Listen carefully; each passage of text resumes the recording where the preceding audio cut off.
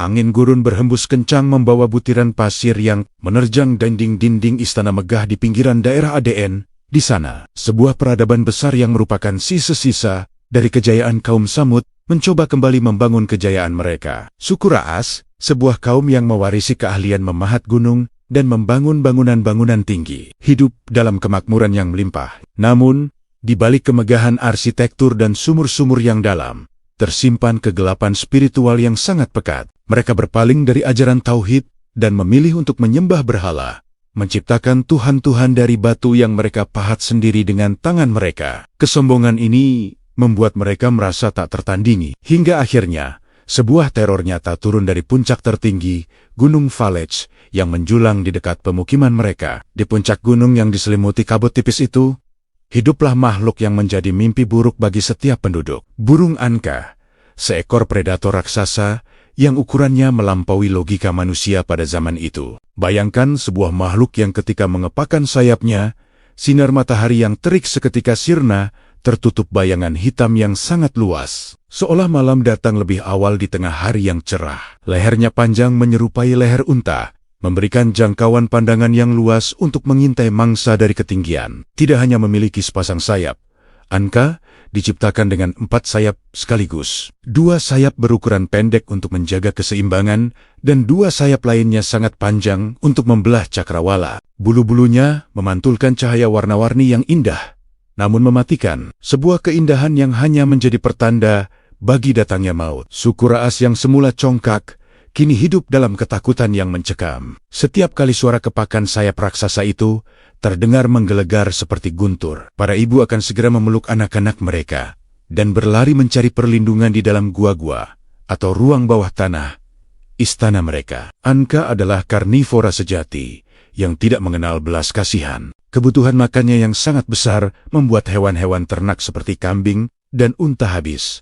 dalam waktu singkat. Tak berhenti di situ, predator ini mulai mengincar manusia. Tragedi demi tragedi terjadi. Bayi-bayi yang sedang tertidur hingga orang dewasa yang sedang bekerja di ladang bisa seketika lenyap disambar dari langit tanpa sempat memberikan perlawanan. Kengerian ini semakin memuncak ketika musim menetas tiba. Burung-burung Anka yang baru keluar dari cangkang memiliki nafsu makan yang sama buasnya dengan induk mereka. Bayi-bayi burung ini tidak menunggu lama untuk belajar berburu. Mereka mengincar apapun yang bergerak di bawah lereng gunung. Keadaan ini membuat kehidupan di sekitar Gunung Falaj menjadi sangat lumpuh. Suku Ra'as yang mewarisi watak keras kepala kaum Samud mulai menyadari bahwa kekuatan fisik dan bangunan batu mereka tidak mampu melindungi mereka dari murka alam yang dikirimkan ini. Allah Subhanahu wa Ta'ala telah mengabadikan keberadaan mereka dalam Wiyunia agar menjadi pelajaran bagi generasi setelahnya, sebagaimana yang termaktub dalam Al-Quran. Dan kami binasakan kaum Ad dan Syamud dan penduduk Ras, serta banyak lagi generasi di antara kaum-kaum tersebut. Quran Surah Al-Furqan ayat 38. Di tengah keputusasaan itulah, seorang laki-laki mulia muncul di tengah-tengah mereka. Nabi Hanzalah bin Syafwan, yang diutus oleh Allah Subhanahu wa Ta'ala untuk membimbing mereka kembali ke jalan yang benar. Beliau berdiri di depan kerumunan warga yang sedang meratapi hilangnya anggota keluarga mereka akibat serangan Anka. Dengan suara yang tenang namun berwibawa, Nabi Hanzalah mengajak mereka untuk meninggalkan penyembahan berhala dan hanya memohon perlindungan kepada Allah Subhanahu wa Ta'ala. Namun, hati kaum Ra'as yang telah membatu membuat mereka sulit menerima kebenaran. Mereka justru menantang Nabi Hanzalah untuk membuktikan kekuasaan Tuhan yang ia bawa dengan cara melenyapkan gangguan burung raksasa tersebut. Interaksi antara sang nabi dan kaumnya dipenuhi dengan ketegangan. Penduduk Ra'as lebih memilih mencari solusi praktis untuk perut dan keselamatan mereka daripada memikirkan nasib ruhani mereka di akhirat. Mereka mengeluh betapa sumber-sumber mereka yang dalam kini seringkali ternoda oleh sisa-sisa mangsa burung Anka. Keangkuhan mereka terlihat saat mereka berkata bahwa jika burung itu hilang, barulah mereka akan mempertimbangkan untuk mendengarkan dakwahnya. Nabi Hanzalah menyadari bahwa bencana burung Anka ini bukan sekadar ujian fisik, melainkan sebuah peringatan keras sebelum datangnya azab yang lebih besar bagi mereka yang mendustakan Rasulullah SAW atau nabi-nabi yang diutus sebelumnya. Di bawah bayang-bayang Gunung Falaj yang angker, dimulailah sebuah babak baru pertaruhan iman melawan kesombongan yang telah mendarah daging. Matahari bersinar terik di atas pemukiman kaum Ra'as, Namun suasana terasa mencekam saat bayangan raksasa kembali melintas dengan cepat di atas tanah kering mereka. Di tengah hiruk-pikuk ketakutan itu, Nabi Hanzalah bin Safwan berdiri tegak dengan wajah yang memancarkan ketenangan ilahi. Beliau dikelilingi oleh para pemuka kaum Ra'as yang wajahnya dipenuhi urat-urat kemarahan dan keputusasaan. Mereka menanjuk-nanjuk ke arah Gunung Falaj, menuntut bukti nyata atas kekuasaan Tuhan yang selama ini didakwahkan oleh sang Nabi. Tantangan mereka sangat berat. Mereka tidak ingin lagi mendengar nasihat tentang akhirat selama perut mereka terancam menjadi santapan predator langit tersebut. Nabi Hanzalah menatap mereka satu persatu, menyadari bahwa hidayah seringkali tertutup oleh kesombongan. Namun kasih sayang beliau sebagai seorang utusan tetap mendorongnya untuk menyelamatkan mereka dari ancaman duniawi ini. Beliau kemudian melangkah menuju sebuah tanah lapang yang lebih tinggi, membelakangi istana-istana batu yang megah, dan menghadap langsung ke arah gunung yang menjadi sarang maut tersebut. Dengan penuh ketundukan, Nabi Hanzalah mengangkat kedua tangannya ke arah langit, sebuah isyarat pengabdian total kepada Sang Pencipta. Suasana seketika menjadi hening, bahkan angin yang tadinya menderu Sioliola menahan napas menyaksikan momen krusial ini. Beliau mulai melantunkan doa dengan suara yang menggetarkan sanubari, memohon dengan sangat agar Allah Subhanahu wa Ta'ala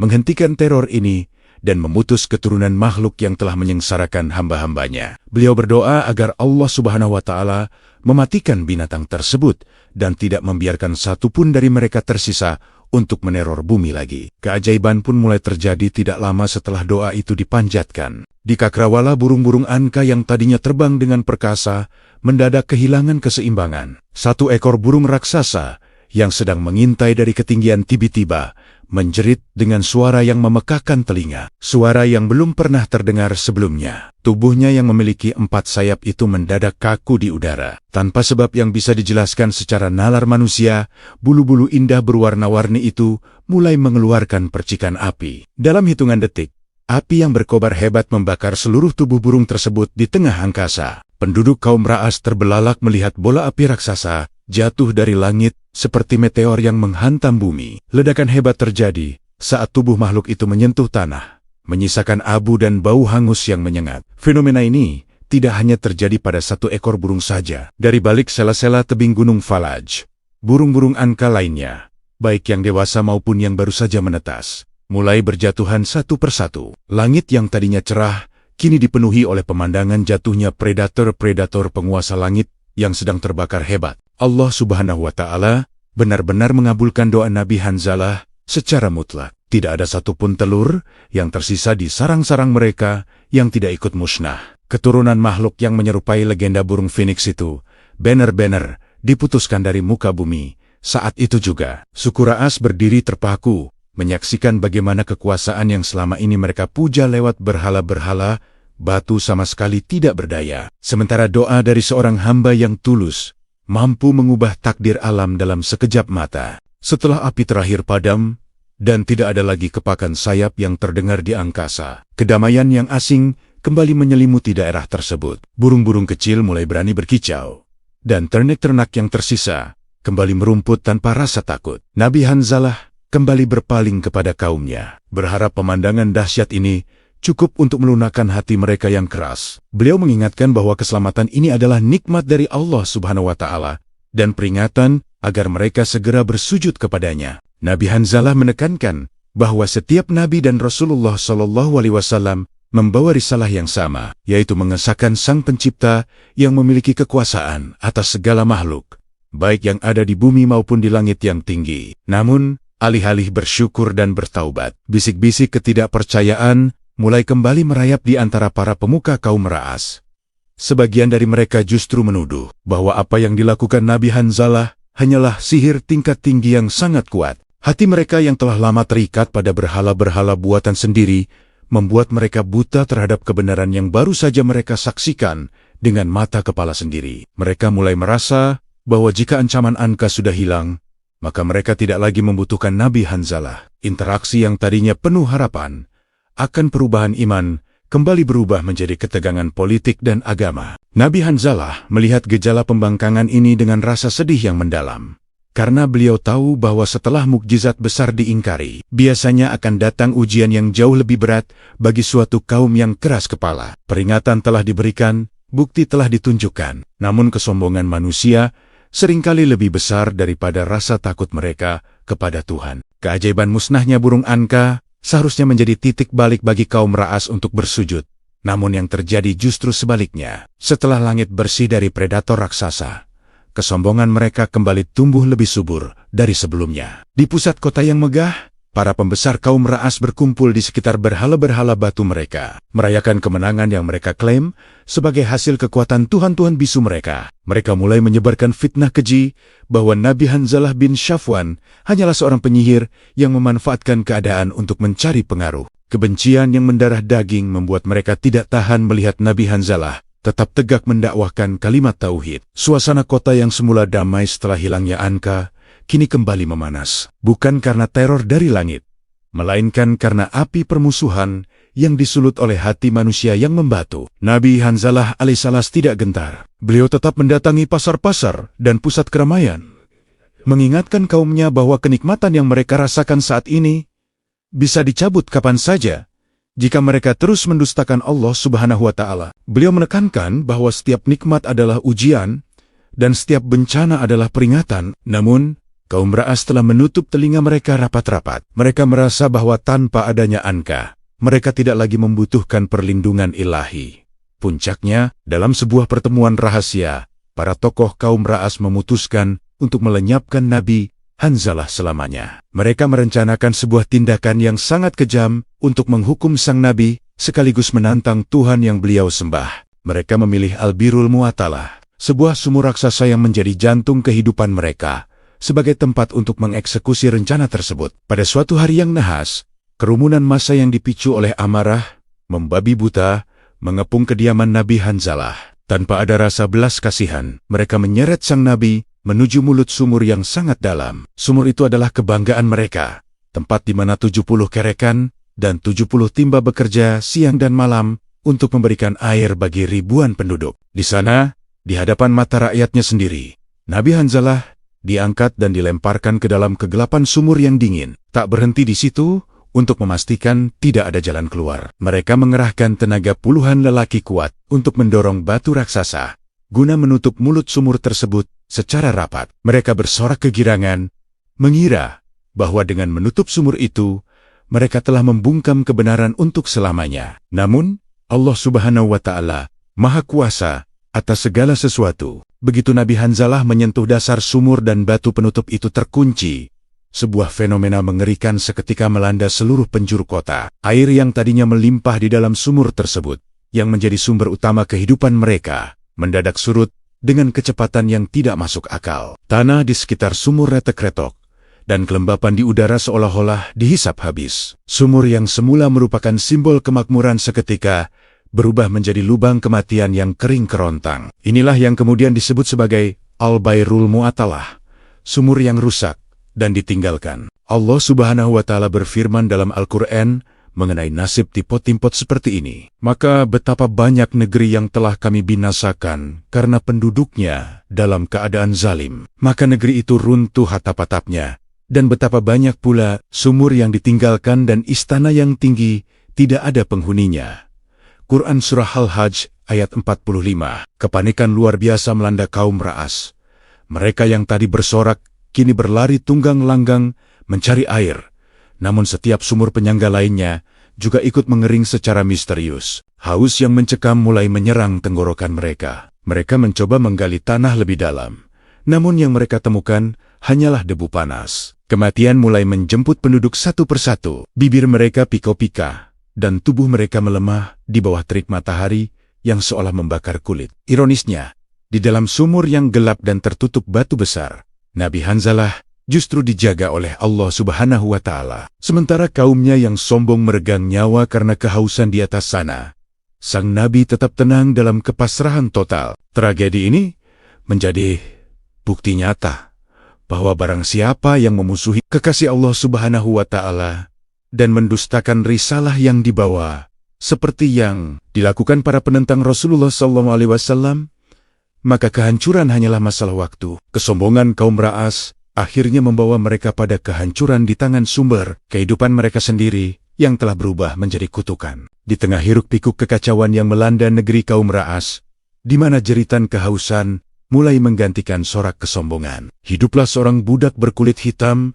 yang hatinya telah diterangi oleh cahaya iman. Di saat seluruh penduduk kota sibuk meratapi sumber-sumber yang mengering, budak mulia ini memikul beban rahasia di dalam dadanya. Ia adalah satu-satunya jiwa yang tetap setia memegang teguh ajaran yang dibawa oleh Nabi Hanzalah bin Safwan. Baginya, pembuangan sang Nabi ke dalam dasar sumur bukan sekadar tindakan kriminal kaumnya, melainkan ujian kesetiaan bagi dirinya sendiri untuk tetap berpegang pada tali agama Allah Subhanahu wa Ta'ala di tengah pengasingan yang sunyi. Setiap kali ia melihat batu raksasa yang menutup mulut sumur Al-Birul Mu'atalah, air matanya menetes meratapi kezaliman kaumnya yang tidak mengenal batas. Pekerjaan sehari-harinya sebagai pencari kayu bakar menjadi penyamaran yang sempurna baginya. Setiap pagi, ia berangkat menuju hutan dan perbukitan dengan kapak di bahunya.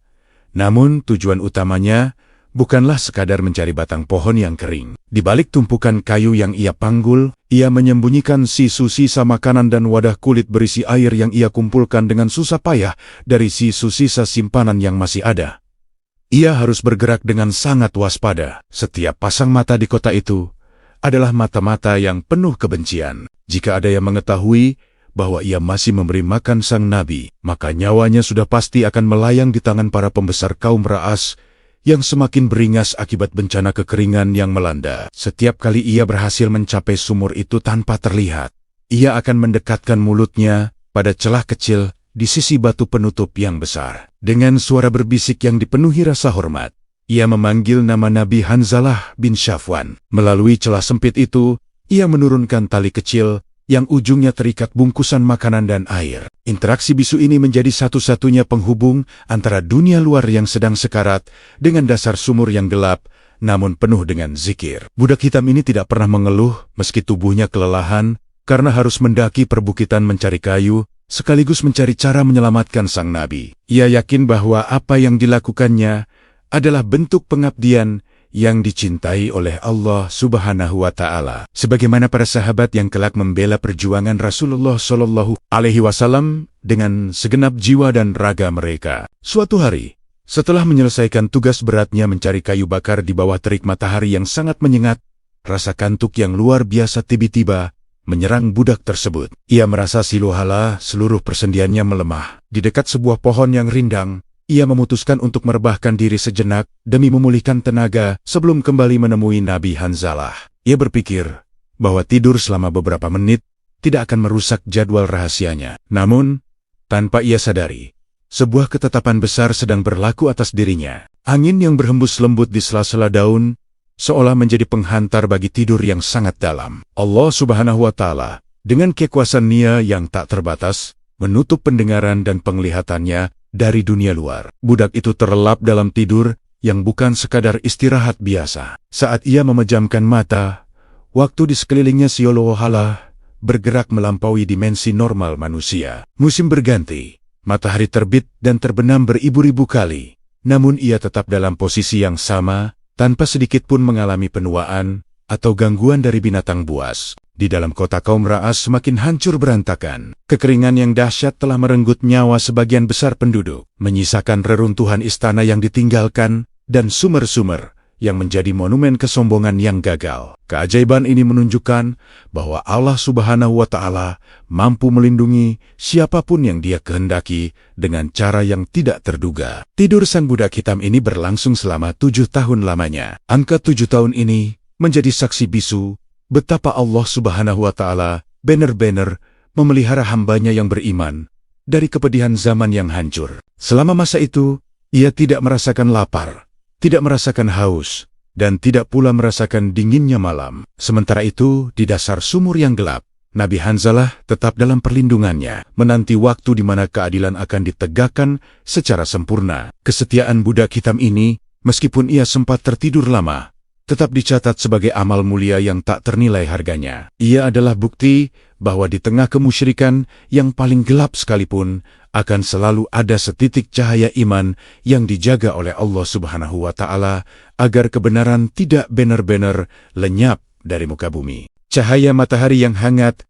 menembus celah-celah daun pohon yang rindang, menyentuh kelopak mata sang budak beriman yang telah terlelap dalam waktu yang sangat lama. Perlahan, ia menggerakkan jemarinya yang terasa kaku, lalu menarik napas dalam-dalam seolah baru saja melepaskan kepenatan setelah bekerja seharian. Saat ia membuka mata, ia melihat sekelilingnya dengan tatapan bingung. Pepohonan tampak lebih besar, semak-semak lebih rimbun, dan beberapa batang kayu yang semula ia kumpulkan kini telah melapuk dimakan usia. Ia mengucek matanya berulang kali, mengira bahwa ia hanya tertidur selama 1 atau 2 jam saja di siang hari yang terik. Ia sama sekali tidak menyadari bahwa tubuhnya telah dijaga oleh Allah Subhanahu wa Ta'ala melampaui logika waktu manusia, di mana musim telah berganti sebanyak 7 kali putaran tahun tanpa ia merasakan satupun kepedihan atau rasa lapar. Dengan terburu-buru, ia segera mencari bungkusan makanan dan wadah air yang semula ia siapkan untuk Nabi Hanzalah bin Safwan. Ia merasa sangat bersalah,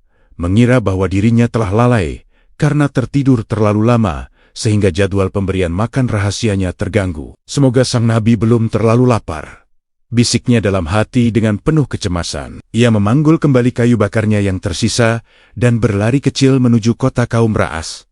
Namun, semakin dekat ia dengan gerbang kota, semakin besar pula rasa heran yang menyelimuti hatinya. Suasana yang ia jumpai sangat berbeda dengan apa yang ia ingat sebelum memejamkan mata. Tidak ada lagi suara hiruk-pikuk pasar yang ramai. Tidak ada lagi derap langkah kaki para prajurit sombong. Dan tidak ada lagi aroma kemewahan yang biasanya menguar dari balik tembok-tembok istana yang tinggi. Pemandangan yang tersaji di depan matanya sangat memilukan. Istana-istana megah yang dulunya dipahat dengan penuh kesombongan, kini tampak kosong melompong dengan atap-atap yang mulai runtuh. Jalanan kota dipenuhi dengan tumpukan debu dan sisa-sisa tulang belulang hewan yang mati kehausan. Kesunyian yang mencekam menggantikan kemeriahan yang dulu membanggakan kaum Ra'as. Allah Subhanahu wa Ta'ala benar-benar telah menepati janjinya untuk menghancurkan negeri yang zalim. Budak itu terus melangkah menuju sumur Al-Birul Mu'atalah dengan jantung yang berdegup kencang. Ia berharap masih ada tenda-tenda kehidupan di sana. Namun, setibanya di lokasi sumur, ia terkejut mendapati bahwa batu besar yang sebelumnya menutup rapat mulut sumur itu kini telah tergeser dan terbuka. Ia segera mendekati mulut sumur dan memanggil-manggil nama Nabi Hanzalah bin Safwan dengan suara gemetar. Namun tidak ada jawaban dari kegelapan di bawah sana. Air matanya mulai mengalir. Ia takut jika sang Nabi telah wafat karena kelalaiannya dalam menjaga suplai makanan. Tiba-tiba, ia mendengar suara langkah kaki dari kejauhan. Beberapa orang dengan pakaian sederhana dan wajah yang tampak lebih tawadu mendekatinya. Mereka bukanlah orang-orang sombong yang ia kenal 7 tahun lalu. Melalui interaksi yang penuh haru itu, ia baru menyadari kenyataan yang sesungguhnya. Orang-orang tersebut menjelaskan bahwa selama ia menghilang, azab kekeringan telah memusnahkan hampir seluruh penduduk yang ingkar. Sebagian kecil penduduk yang tersisa akhirnya menyadari kesalahan mereka, bertaubat dengan sanggup-sungguh kepada Allah Subhanahu wa Ta'ala, dan telah mengeluarkan Nabi Hanzalah dari sumur tersebut jauh sebelum budak itu terbangun. Rasa syukur yang luar biasa membuncah di dalam dada sang budak hitam. Ia bersujud syukur di atas tanah kering tersebut, memuji keagungan Allah Subhanahu wa Ta'ala yang tidak hanya menyelamatkan sang Nabi, tetapi juga melindungi dirinya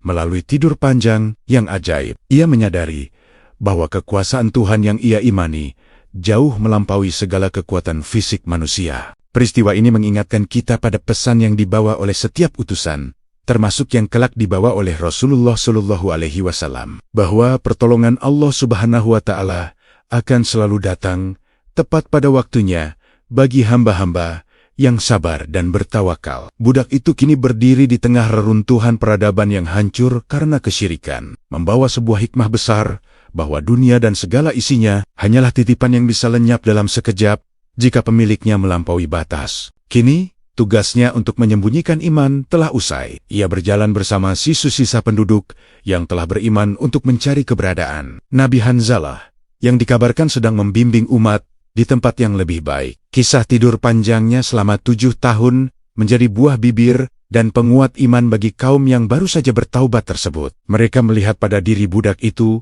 sebuah bukti nyata bahwa Allah Subhanahu wa Ta'ala adalah sebaik-baik penjaga. Di bawah langit yang kini mulai tampak mendung sebagai pertanda rahmat hujan yang akan segera turun, budak beriman itu melangkah dengan penuh harapan, meninggalkan masa lalu yang kelam, menuju masa depan yang dipenuhi cahaya tauhid. Matahari mulai condong ke arah barat, membiarkan semburat warna jingga menghiasi langit di atas puing-puing peradaban kaum Ra'as yang pernah berjaya. Di bawah naungan langit yang luas, Nabi Hanzalah bin Safwan berdiri memandang sisa penduduknya yang kini telah tertunduk dalam penyesalan yang jujur. Perjalanan dakwah beliau yang dipenuhi dengan darah, air mata, dan kesabaran yang tak bertepi kini telah sampai pada sebuah muara yang damai, namun syarat akan kesedihan. Beliau menatap sumur Al-Birul Mu'atalah yang kini tidak lagi menjadi penjara, melainkan menjadi saksi bisu betapa besarnya kasih sayang Allah Subhanahu wa Ta'ala yang mampu menghidupkan kembali hati manusia yang tadinya telah mati oleh kesyirikan. Di hadapan kaumnya, Nabi Hanzalah tidak menunjukkan kemarahan atas perlakuan kejam yang pernah beliau terima. Sebaliknya, wajah beliau memancarkan cahaya pengampunan yang menyejukkan hati siapapun yang memandangnya. Beliau kemudian mengajak sisa pengikutnya untuk berkumpul di dekat reruntuhan istana yang paling tinggi. Suara beliau yang jernih memecah kesunyian, mengingatkan mereka bahwa kehancuran yang mereka alami bukan semata-mata karena hilangnya air atau munculnya burung angka, melainkan karena hilangnya hubungan ruhani mereka dengan Sang Pencipta. Beliau menekankan bahwa setiap bencana yang menimpa suatu bangsa adalah cermin dari kezaliman yang mereka lakukan sendiri terhadap jiwa mereka. Suku Ra'as kini memahami bahwa istana yang kokoh dan sumur yang dalam tidak akan mampu menahan ketetapan Allah Subhanahu wa Ta'ala. Jika mereka terus berpaling dari kebenaran, Nabi Hanzalah menegaskan bahwa risalah tauhid yang beliau bawa akan terus berlanjut hingga akhir zaman, dibawa oleh para nabi setelahnya dan disempurnakan oleh Rasulullah SAW sebagai penutup para nabi. Interaksi antara sang nabi dan umatnya yang baru bertaubat itu penuh dengan suasana haru. Budak hitam yang setia, yang baru saja terbangun dari tidur 7 tahunnya, berdiri di samping beliau sebagai simbol kesetiaan yang abadi. Mereka menyadari bahwa dunia ini hanyalah persinggahan sementara yang penuh dengan tipu daya bagi mereka yang lalai. Nabi Hanzalah bin Safwan memberikan wasiat terakhir agar mereka tidak lagi tertipu oleh kemegahan duniawi yang semu. Beliau mencontohkan bagaimana burung angka yang perkasa bisa lenyap dalam sekejap karena doa hamba yang tulus, dan bagaimana sumur yang kering bisa menjadi pengingat akan kekuasaannya. Allah Subhanahu wa Ta'ala telah menegaskan dalam Al-Quran tentang betapa ngerinya nasib mereka yang mendustakan peringatan Nia, dan kami binasakan kaum Ad dan Thamud, dan penduduk Ras, serta banyak lagi generasi di antara kaum-kaum tersebut. Dan masing-masing telah kami jadikan perumpamaan, dan masing-masing telah kami hancurkan sehancur-hancurnya. Quran, Surah Al-Furqan, ayat 38 sampai 39. Di akhir masa hidupnya, Nabi Hanzalah bin Safwan tetap menjadi teladan dalam keteguhan iman. Beliau meninggalkan warisan spiritual yang sangat berharga bagi generasi mendatang, bahwa kebenaran tidak akan pernah bisa dikubur di dasar sumur sedalam apapun. Meskipun nama beliau jarang terdengar dalam lembaran sejarah populer, namun jejak perjuangannya telah diabadikan oleh Allah Subhanahu wa Ta'ala dalam kitab sucinya. Beliau wafat dalam keadaan tenang, meninggalkan kaum yang kini lebih menghargai setetes air rahmat daripada segunung emas hasil rampasan. Pemakaman beliau dihadiri oleh para mukmin yang wajahnya berseri karena hidayah. Sebuah pemandangan yang sangat kontras dengan wajah-wajah penuh amarah kaum Ra'as di masa lampau. Kisah ini membawa kita pada sebuah refleksi yang mendalam bahwa keberanian untuk beriman di tengah lingkungan yang sesat adalah sebuah kemuliaan yang tak tertandingi. Sejarah kaum Ra'as, burung angka, dan sumur yang rusak adalah pengingat bagi kita semua agar tidak menjadi hamba-hamba yang sombong atas pencapaian teknologi atau kemakmuran materi. Kita diajak untuk selalu merunduk dalam ketaatan kepada Allah Subhanahu wa Ta'ala dan selalu berselawat kepada Rasulullah SAW sebagai bentuk cinta kepada para pembawa cahaya kebenaran. Semoga hikmah dari kesabaran Nabi Hanzalah dan kesetiaan sang budak hitam menjadi pelita bagi hati kita dalam mengarungi kehidupan yang penuh tantangan ini. Amin. Ya Rabbal Alamin. Kesombongan mungkin bisa membangun istana yang menjulang ke langit. Namun hanya kerendahan hati yang bisa membangun jembatan menuju surganya.